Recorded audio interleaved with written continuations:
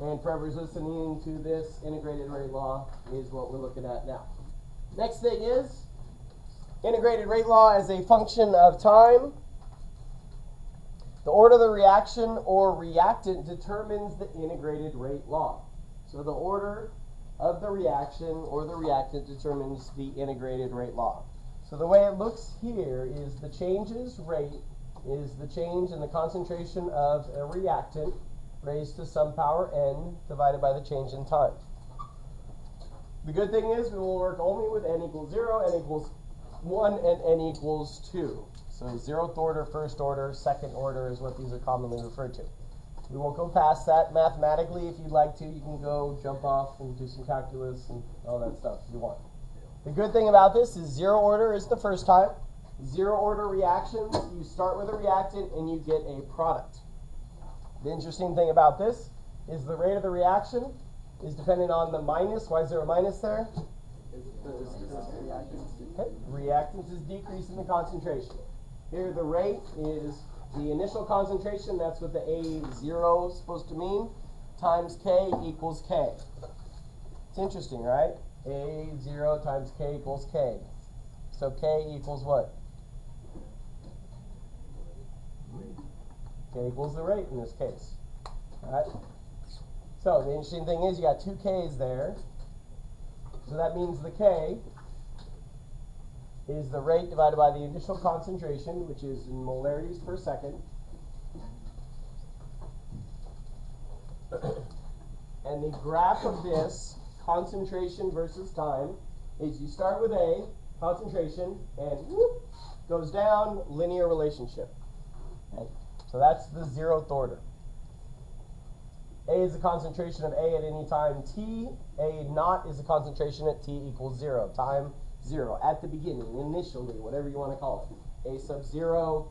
It's funny because it's an A sub 0 here and it's an A0 up here. But don't ask me why. The zeros go all over the place. But if you got a 0, it's supposed to represent the initial situation. So here, the calculation here, to find the concentration at any point, it's A sub 0 minus KT. And KT here is the slope. The slope is minus K here. So this here is a 0th order reaction, and this is the equation. If you love equations, that's all you need to know for a 0th order. Now, in a 0th order reaction, you can calculate what's called the half-life. The half-life is the amount of time for half the sample to remain. And for a 0th order, the way it works here is you start with 0.20 here. When you get half of that, that's 0.10. And the time, again, changes here down to this time frame here, which is, somewhere around 33 seconds. The second half-life is half the sample again over a certain amount of time, and then third half-life. Now you'll notice this does not look the same as the nuclear reactions that we saw. Half-life in a nuclear reaction, does it look like a straight line or a curve? It's a curve, so it is not 0th order. However, some reactions are 0th order, and this is how you could determine what is left over time.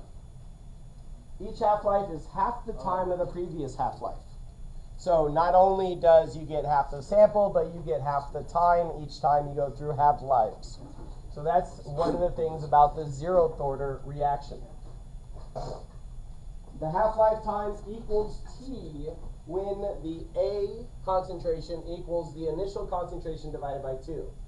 So the half-life equals T when these here are equal to each other. So this is how you would calculate the half-life for a 0th order reaction, is A initial over 2 times the constant K. Now, 1st order reaction, you'll notice, is not a straight line. It is a what? It is a curve. And this curved relationship here is for a 1st order reaction. The interesting thing about curves is it's a little harder to work with curves without calculus. So what you do is we just take the natural log of the A concentration. So we take all of the data here and take the natural log of it and graph it versus time. When you take the natural log of the concentration versus time, guess what you get? You get a straight line. But you could. We won't ask you to, but you could. Yeah. So, you get the slope of the line, that equals negative k. A straight line is obtained from a graph of ln of A versus time. Characteristic of a first order reaction. So if you see a graph that looks like this, that's first order. If you see a graph that looks like this, that's first order. If you see a graph that doesn't have a ln here, take away the ln, what is it? Zeroth order. So, knowing your graphs, that's about all you need to know, but it's really cool if you can do more calculations with it. First order reactions, though, very common. A going to a product. Okay, the rate is K times the concentration of A.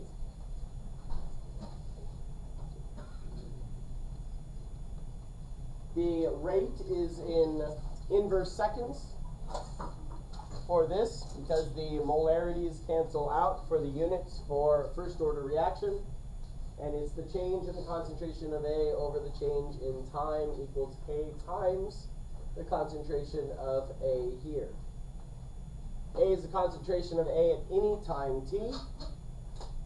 It is not dependent on the initial concentration. So that's one of the unique things about this here in terms of the relationship. And again, here's your ln of A, and the slope is minus K here. A naught is concentration at time 0. Natural log of A equals natural log of A naught minus KT. This is another rearrangement of it. If you'd like to rearrange it, they're both the same equation, just rearranged. And here is the wonderful one for first order reactions that will allow you to solve any first order reaction for any of these variables here. So rearrangements here if convenient, but this is the one that is more commonly used there. Now, how would we apply this to a reaction, a sample problem? So here we have a reaction where 2A is going to be its first order in A with a rate constant of this value at 80 degrees Celsius. How long would it take for A to decrease from 0.88 to 0.14 molarity? So this is asking how long will this take for this to occur? So how we would go about this is one thing we know is it's what order? First order. Now they have to tell us that information or we have to determine it experimentally, but that's given to us here. So if we know it's first order, there's our equation that we can use to help us out. We know the initial concentration, it starts at 0.88 molarity based on its initial, and its final is the 0.14 at some time, whatever that time is. We don't know the time difference, but we do know these two concentrations. Our goal is to find the time, so we can rearrange our equation. A little math, there we go. Come on, do math, please. There we go, there we go. There we go, there it is. Easy math. Fortunately, that's algebra.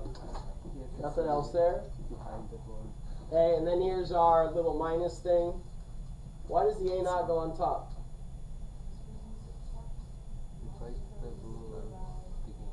Alright, when you subtract them, you stick it on top. What if you added them? What would you do? Multiply. Multiply. Very good.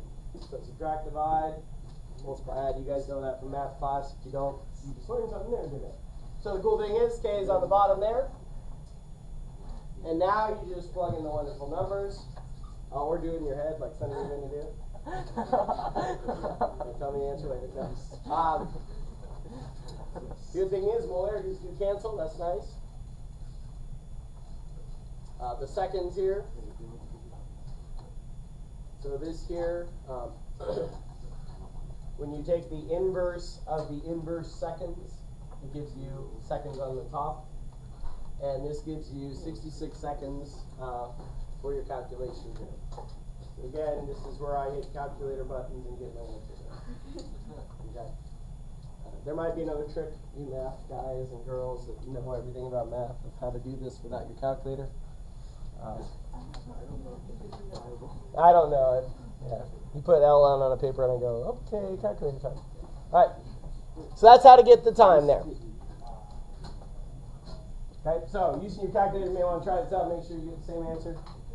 Because 9 times out of 10, Mr. Christopher makes a mistake. And the other time I get it right. Well, usually not that bad, but sometimes. All right, so here we go. That's Example problem number 1. Let's see if we can do one now. Half-life of first order reactions. Okay, again, I said these are more common than zeroth order. This is the time required for the concentration of reactant to decrease half its initial concentration. That's our definition of half-life. So when A is equal to half the initial concentration, that is the half-life time.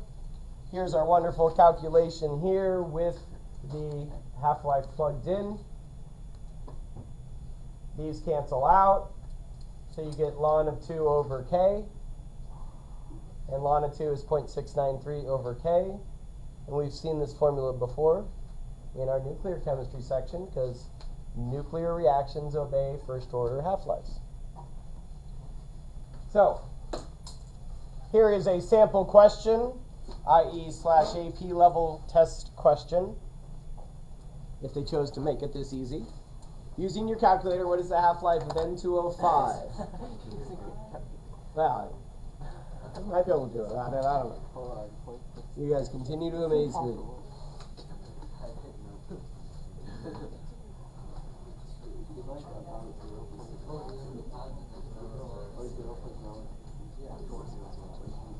Oh, wait, was it what? Was that 4 zeros? 60 divided by 57. Probably just out on this equals to.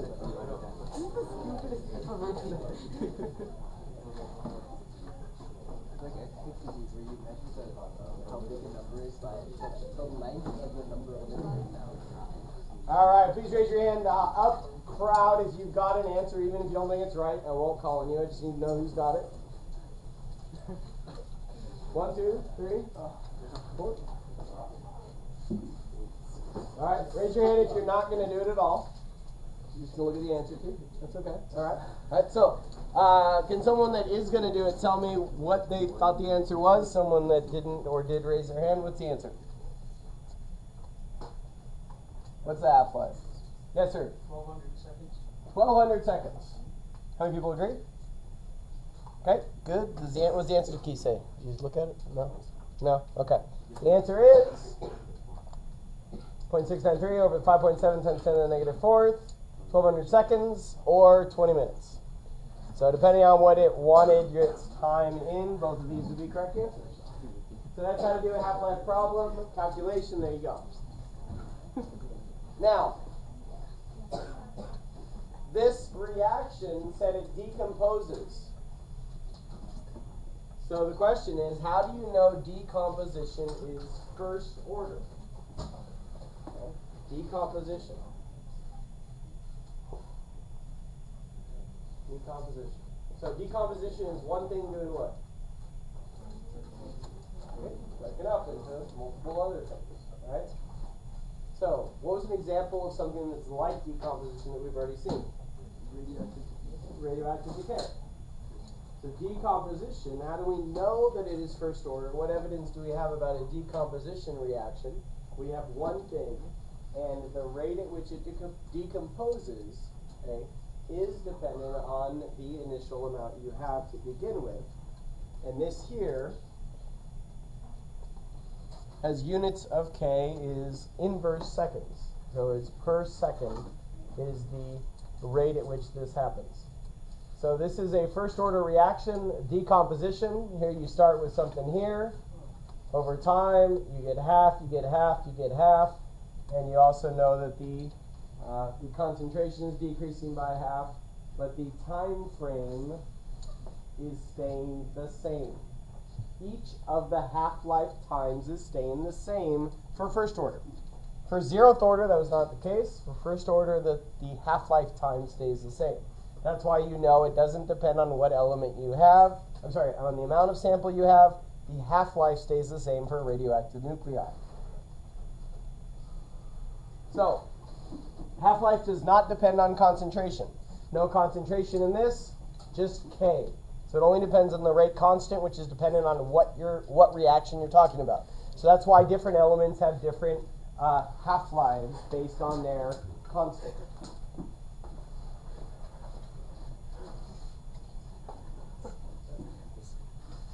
Kevin Lee?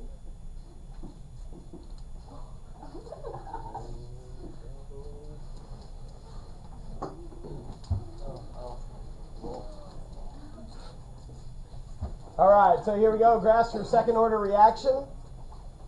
So this here is for a second order reaction. In a second order reaction, you see it's still a curve, concentration versus time. Now, we know we take the natural log of it, and it should be a what? Another curve. Bummer. Not a straight line. What do we do again? Let's natural log it again. Why not? I don't know. Who knows? No, of course not. You take the inverse of it. Oh. Yeah. It's kind of unique that happens. Yeah, so pretty cool. Here we got some data, and you can see now we get our straight line. So, how they determined this initially, a lot of thinking about it, a lot of analyzing, and they saw these patterns from the numbers. So they didn't just have a graphic calculator pull out and just go, it worked out, or something like that. But the cool thing is, nature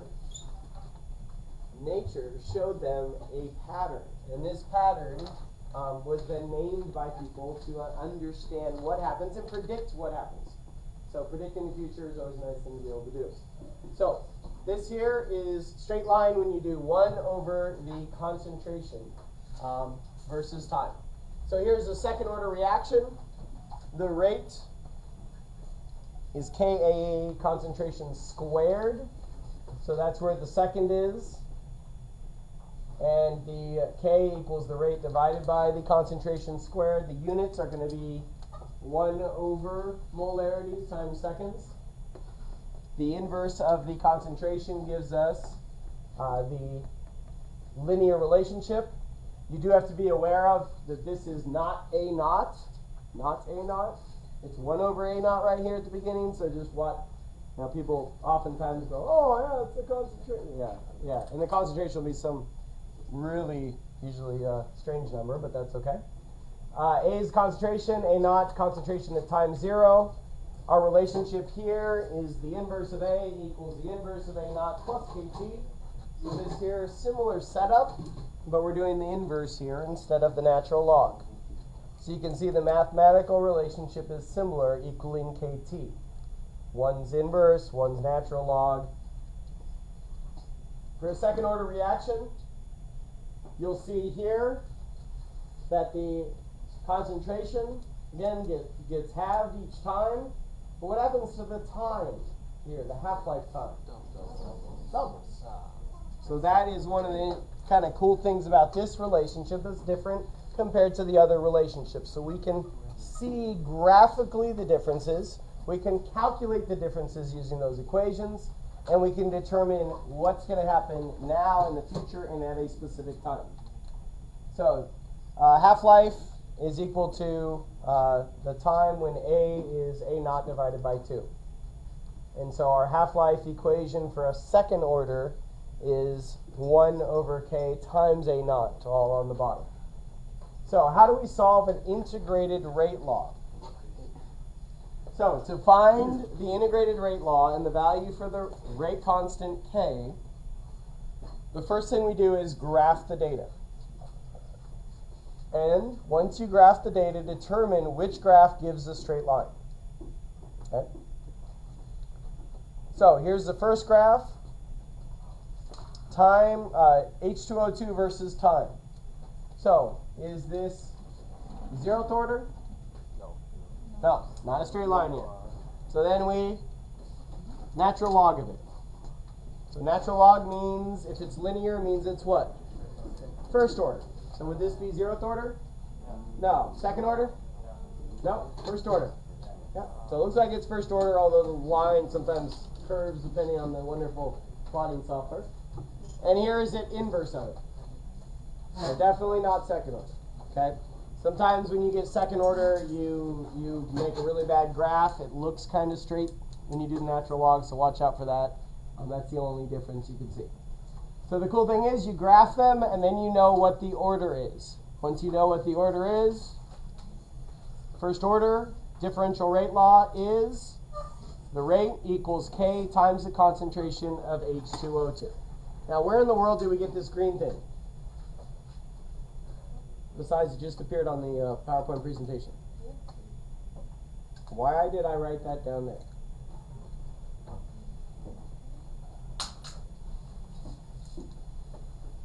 Where'd it come from? It's a function for what? Equation for what? It's different. It's first order. Okay, first order. So it's supposed to look like this. Is that right for first order? That's the equation for first order. Okay. So we got to know where the equation comes from. So determining first order, that's from the graph. Okay. The integrated rate law, okay, is the natural log of the H2O2 equals the minus KT plus the natural log of the H2O2 original. So here we've got a little problem. What is the rate constant K? To find the rate constant K, you calculate the slope from the time versus natural log of hydrogen peroxide table. So here, you take the slope of the natural log of the hydrogen peroxide divided by time. The slope here is negative 8.32 times 10 to the negative 4th inverse seconds. If that is the slope of the line here, the K is equal to the negative of the slope. So the interesting thing here is the K is 8.32 times 10 to the negative 4th inverse seconds. So you just need to find the K. You just need to take the slope of the time versus natural log of H2O2 table. This here is a little more complicated reaction. To determine the rate law, you set up the experiment so that all but one of the reactants are in large excess. So how to get the data to graph it? You want all of the reactants are in large excess except one.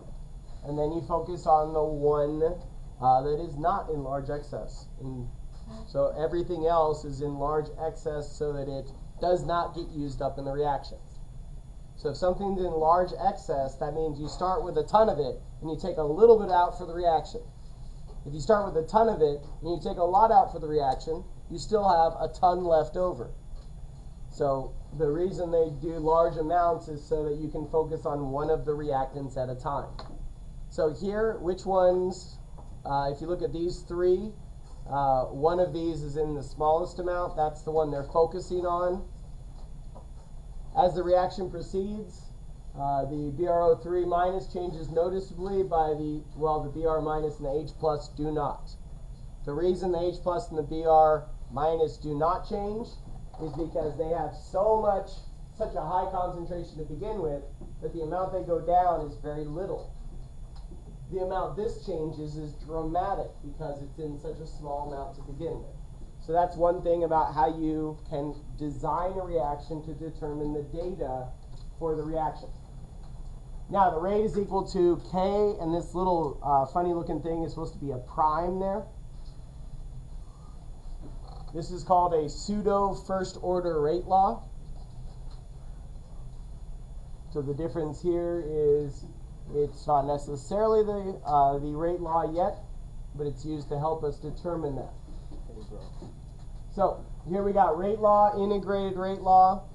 What you do here, all the relationships are up here with the integrated rate law and the half-life. The relationships for all of them in terms of their slope, and plot that produces a straight line. So this is how we can determine which one's 0, first and second, and then use the equation as needed to solve our next portion for rate laws. This is an example of how the AP test uses these integrated rate laws. Okay, it says here you have something X breaking up into 2Y plus Z. The reaction took place in a 5-liter flask at a 428 Kelvin. So the first question is asking how many moles of X were initially in the flask. And the second question is how many molecules of Y were produced in the first 20 minutes of the reaction. So just looking at this data, I would like you to work with your table group to try to determine a way to get the answer for A to B. Okay, I know if you have the PowerPoint in front of you, you can look at it if you really want to, but I would try to do this without looking at it. If you need any information or any equations, I can flip back to the slide previous.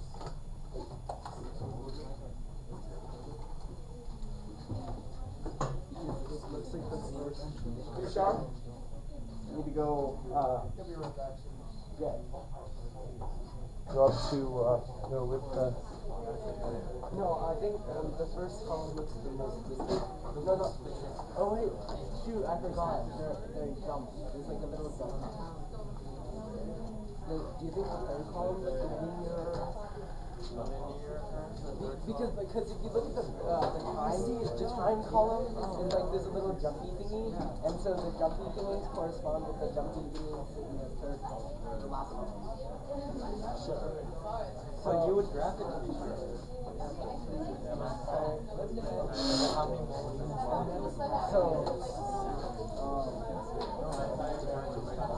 Yeah, and then avocado is number. How would you do the difference? Well, Rate equals the rate. Rate equals no. It all depends on x. Okay, since it's second order, there's this squared, right? So you take the moles and then you square it, and then you come out by x. Oh, you can look at the second, like the 10-minute one. Wait, why do you need the? It's pretty constant. Do you know how many moles? So you just multiply the numbers you have. And then you just avocado number from 287.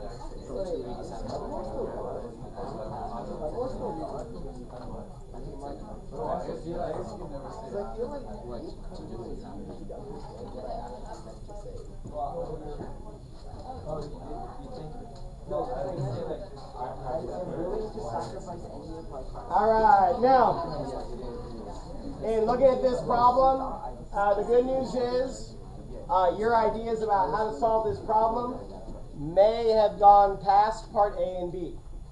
The good news is AP problems have parts C and D as well. So you may have been thinking, oh, well, how can I figure out which order it is? What do I do to do that? Here, the initial thing is how many moles of X were initially in the flask. It might actually be easier than you were thinking. Initially, what time is it initially? 0. So, initially in the flask, you got 0.00633 moles per liter. What size flask are you dealing with? 5. So you take 5 times 0.00633, and you get your answer. Just like that. Okay?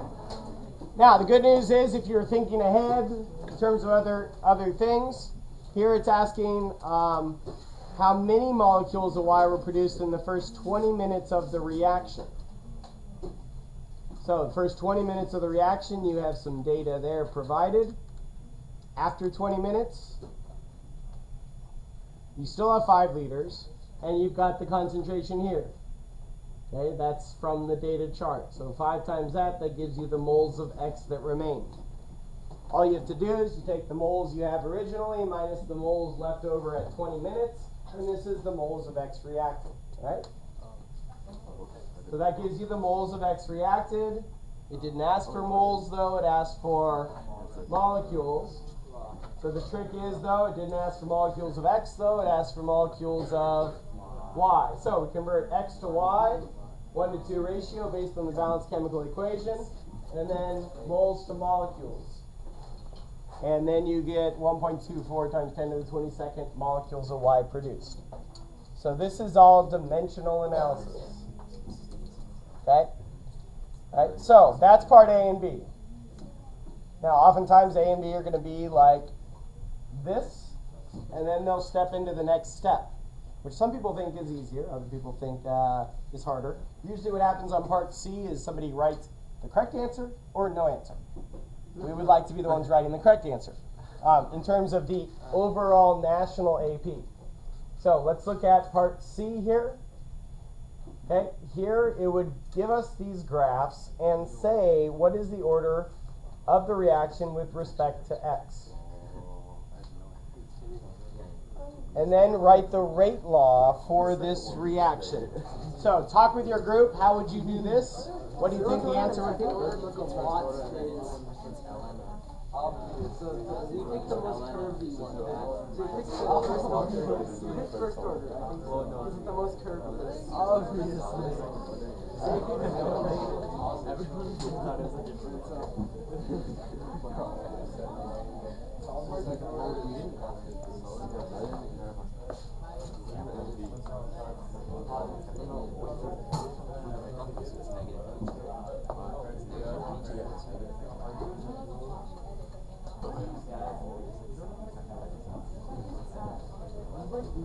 All right, let's have some fun. Here we go. First question, letter C. What order do you think it would be? First order, correctamundo. Why is it first order? Okay. This here is our straight line. There we go. So, if this one was a straight line, what would that have been? Zero. If that one was a straight line, it would have been what? Second. All right, piece of cake. Now, what's the rate law for this reaction?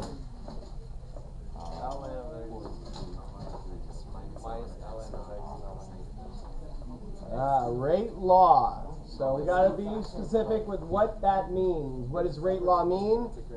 Rate law means you write the word rate first. All right? Now, I know we have a lot of formulas stuck in our head. We just looked at a bunch of them. K, thank you. X, thank you. And what's going to be the power? 1. There you go. That is it. That's all it's asking for. And then some of you jumped ahead to part F. You did. We'll get there. All right. There's actually part. There is. This is a multiple step problem. They love doing this type of problem. At least they used to. All right. Next one is. Okay, this is the same data. Data didn't change. Graphs obviously didn't change. So, calculate the specific rate constant for this reaction.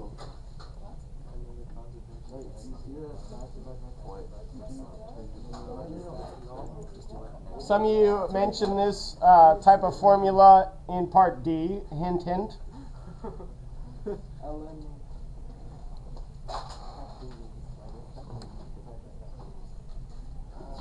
Yeah, I think you're right. And the last one is 150 there. Then you do the other rate. 50 divided by the time. Or you can do the linear regression from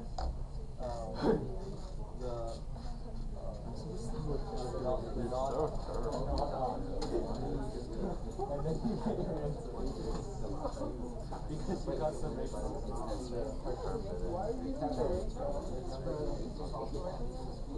Hold on.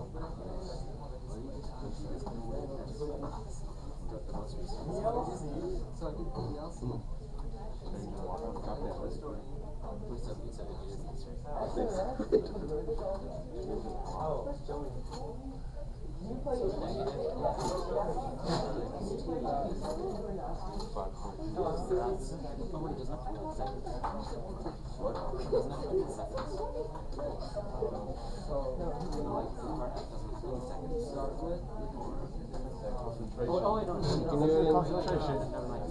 That's asking you minutes too. Oh, I can do this on my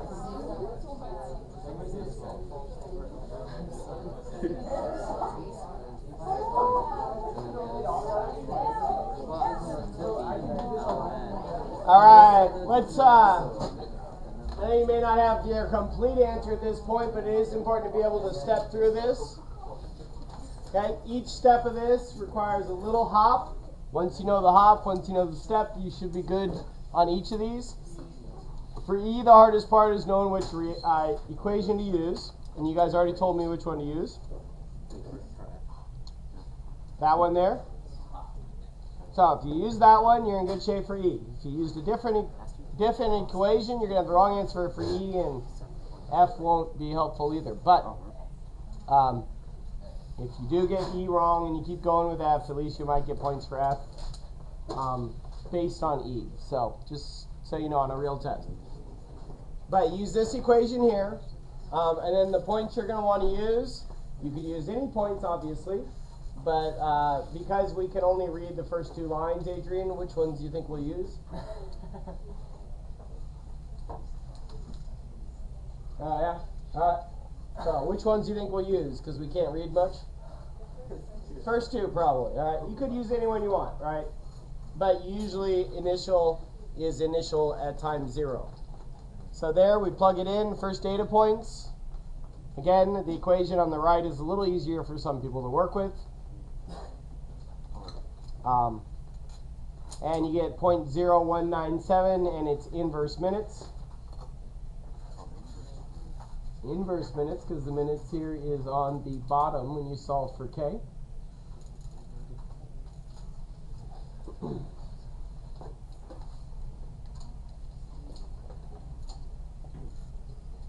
And if you do it right with the signs correctly, you should not get a negative minutes. So just a heads up on that. So this is less than a minute, but this is the time factor you're dealing with here. This is the, the inverse minutes. This is the K, the rate constant. So that's how you do E. You can apply this to F because it wants to know the concentration of X after 150 minutes of the reaction. So if you want to know X after 150 minutes, X is going to be our time concentration. Our initial concentration is here. Our time is 150. And what is our K? What we just solved for. So there, we plug them in there. There's our data here. What's this going to be at 150? This is what it was here at our initial time. Here is our K. Here is our time of 150 minutes. And do a little math here. Have some fun. Move it around. Make it easy for you. The natural log of X at 150 minutes is equal to negative 8.017. To solve for this, got to take the inverse of the natural log. And then your e to the negative 8.017 equals 3.30 times 10 to the negative 4th.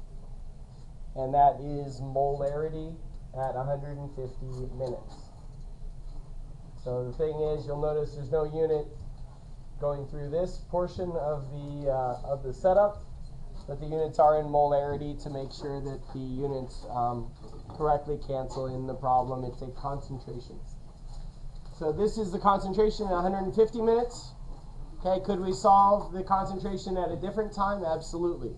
So this is an equation to allow us to solve for the concentration.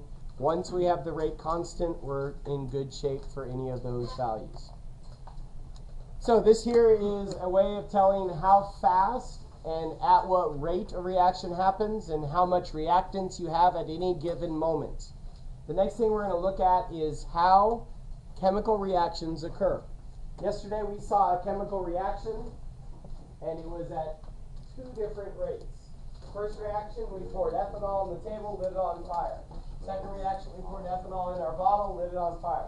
Which one was a faster rate of reaction? The bottle. And we told everyone why it was. Why was it faster? Greater surface area. What else? It was vaporization. A lot more gas in there. Or a lot more, ethanol as a gas. Okay? Any other reason why it might have been faster? Yeah? The kinetic energy of like the gas molecules is greater, so they're going to be colliding with greater force. So you got more force, more collisions, possibly even more pressure acting on it, but more collisions of gas molecules with other gas molecules to begin with. Now, I poured the ethanol into the container, stirred it up, and laid it on the table. Did anything happen? Poured it in there, spun it around, put it on the table. No.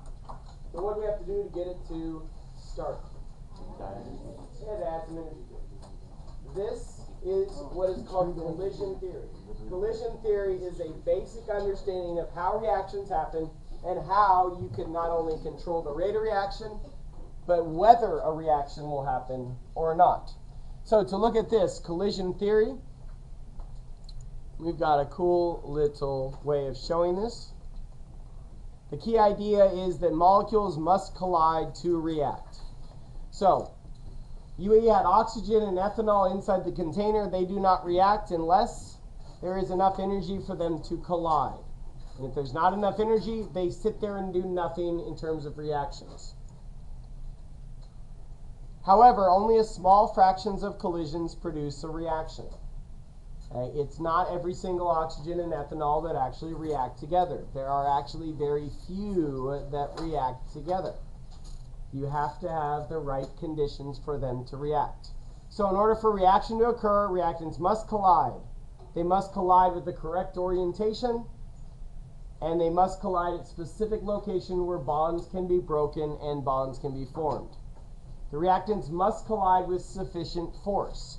If they do not have enough force, the bonds will not be broken and new bonds will not be formed. Now, what takes energy? Breaking bonds or making bonds? Breaking bonds takes energy. You have to add energy. It's endothermic. Making bonds or forming bonds is exothermic. So you have to have enough energy to allow that reaction to happen the first time before any energy is released by making new bonds. So, breaking bonds needs that force. When the reactants collide with the correct orientation and force, they join to form what's called the activated complex. And the activated complex has a higher potential energy than originally. This is called the transition state. It's the transition between reactants and products. It's kind of the in-between part. And to be honest, it's the part that we know least about in a chemical reaction. But we do know there's some sort of change happening at this high energy state. Collisions that result in the formation of the activated complex are called effective collisions. Ones that do not are called nothing. They're not effective. Nobody cares about it. It's like, oh, there's no chemical reaction happening in the air to cause an explosion. Yeah, you don't go around telling people that all the time. You could.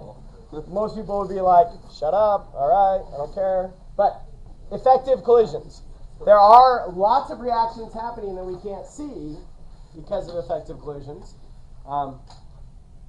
But the first thing you got to look at is orientation. Okay? So here's K and CH3I. If they collide at this orientation on the top, the K combines with the I, and the CH3 is left over. If it's flipped around, CH3 is on this side, the K, they collide with the exact same force. No products form. They do not connect. So you have to have the correct orientation. This is just one example of orientation. If they don't have just the right orientation, again, they bounce off. They do not collide with enough force or at the right angle. Yes, sir? This question may be a little random, but yeah. Can you not light a match in space? Like if there's no oxygen? Lighting a match in space, you would need oxygen in order for it to combust. So if you did not have oxygen, it would not combust. Correct. So if you're out there trying to fix your rocket engine and you're like, no good, you would need another source of ignition. So yeah, it causes some serious problems. The astronauts I know had to deal with some problems, not quite that bad, but there's some really, really challenging things. And for those of you who know a little bit about physics, you're in outer space, you're traveling in a certain direction, most of the time, you don't have any way of guiding yourself except gravity. And you pray the angles are right that they sent you up with. Eventually, you'll come down. But sometimes you actually skip off the surface of the atmosphere and bounce off, like a water polo ball bouncing off the surface of water. And yeah, usually you come back towards the Earth. It just depends on what angle you hit it, whether you burn up or survive. Space travel is really cool, though, if you can find the right person. In your lifetime, you might get to actually do that. So when you do, please remember, call me back. I'd love to go. All right, now, several possible orientations. So there's lots of different ways that it can be successful. Usually there's only one that works, though. So orientation. Okay, here, if they collide it like that, you get a reaction. If they collide like that, you can get a reaction. If they collide like this, no reaction. So it all depends on the angles that they collide with. Now, the activated complex is called the transition state. It is an energetically excited state which is intermediate between reactants and products in a chemical reaction. So here's a hydroxide coming in here on this side. This is called the transition state. It is not a stable molecule, but it's believed that the hydroxide comes in on this side and the bromide is released on the other side. And this here is where the transition occurs, a substitution type of reaction where one thing is swapping out another thing. This tends to be the way it's shown. The transition state is a temporary molecule, not stable enough to be a normal molecule. This persists while unaccounted for bonds are breaking and new bonds are forming. This is one model for the transition state. The other model is all the bonds break and it's all little individual pieces up there and then they all come back together. Experimentally, it seems like not always that's the case in terms of all the bonds breaking. Energetically it works, but experimentally this is the supported model we currently have. So A going to B makes some sort of transition state. The subscript here is this funny looking double kind of cross thingamajigger, and that makes the transition state. So here's hydrogen, and here's iodine. Here they come together, they make a transition state where all of them are attached, and then they separate out. So a very simple example of this transition state. And then the products being formed. So they burn iodine. What's up? This is just a reaction between hydrogen and iodine. Yeah. You got to have enough energy to break the bonds, and then new energy is released when the bonds are formed. Now, these here are what are called potential energy diagrams. You have the potential energy versus the reaction. You go from A and B reactants to AB transition state to C and D products. The energy to start the reaction is called the activation energy. In our reaction, that was the match or the lighter. Now, we only needed to have enough energy to get it over the hump. Once it got over this hump, okay, the energy here, it went to a lower potential energy, the energy was released, and that energy then could feed into more reactants, becoming products.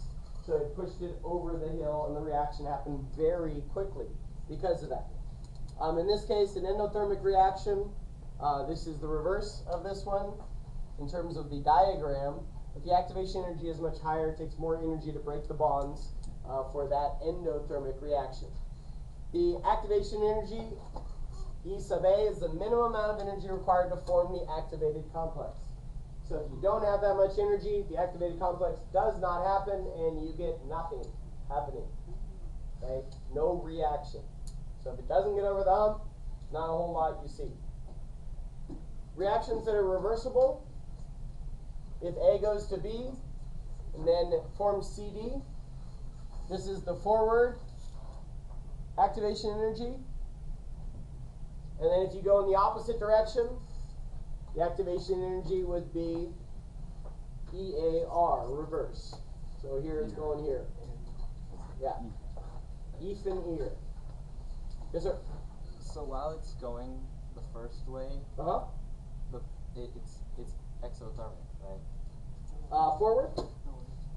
In this case, forward. It's starting at a lower potential energy, and it's gaining potential energy up to here. So this is an endothermic reaction. Okay. When it's going in reverse, it's losing potential energy, which is going out as kinetic energy. That's exothermic. Okay? Yeah.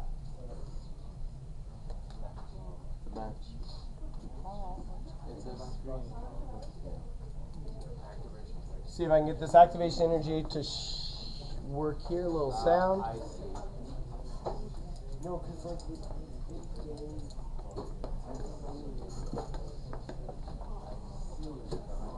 like a total kinetic energy equal to or greater than the activation energy, which is the minimum amount of energy required to initiate a chemical reaction. Click on endothermic or exothermic reactions to view an animation of the energy profiles for each of these reactions. All right, who wants endothermic? Exothermic? Yay! Endothermic loses. Josh is the winner. Come on. This is an energy profile for nitrogen dioxide, NO2, reacting with carbon monoxide, CO, producing nitrogen monoxide, NO, and carbon dioxide, CO2. Click on each of the regions, A, B, C, or D, as they appear to view the molecular changes that occur during each stage of this reaction. As the two molecules approach each other, an attractive force begins to form between one of the oxygens of nitrogen dioxide and the carbon of carbon monoxide, which is indicated by the dashed line. The bond between the nitrogen and oxygen of NO2 begins to weaken, and the bond length increases. Bless you. Now, quick question is, why do you think this O and this C had some attraction? Could be polarity. Could be polarity. Okay? So the angle again has to be correct for this to even get close enough to have that attraction. When molecules collide, they form an activated complex, which is a temporary species formed by the reactant molecules as a result of the collision before they form products. In this reaction between nitrogen dioxide and carbon monoxide, the activated complex is NO2CO. The activation energy, which is the minimum energy needed to initiate this reaction, is 132 kilojoules per mole. Now I understand that they were supposed to make a W here, but they did it upside down. Oh no. At least it's an M. At least it's an M, that's right, for Mr. Christopher. No. For Matt, At this so it point works in the out. reaction, the bond between carbon and oxygen continues to strengthen, and the bond between nitrogen and oxygen continues to weaken.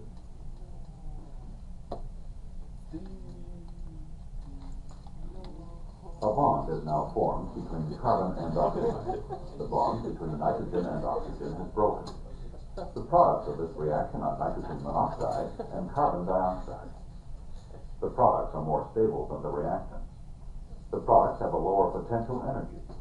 In this type of reaction, heat will be released by the reaction to the surroundings. The heat released by the reaction is 226 kilojoules per mole. This is an exothermic reaction.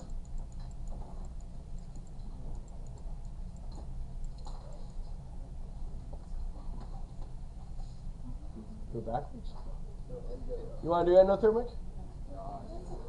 Nah.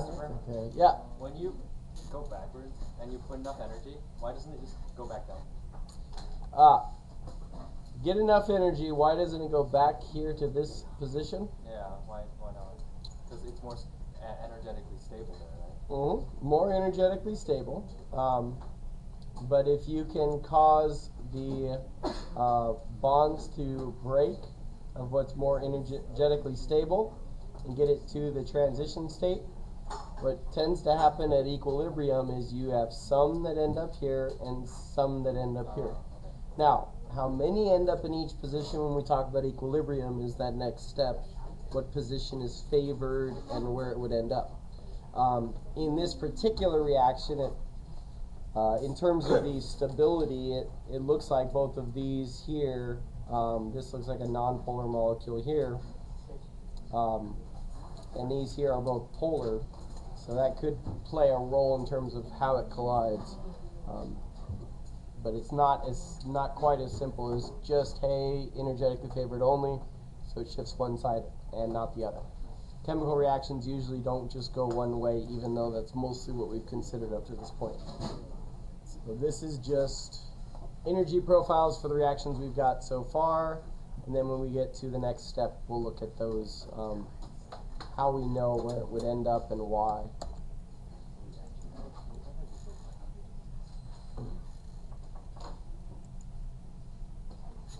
So here's a picture of the exothermic reactions. The enthalpy for exothermic is negative.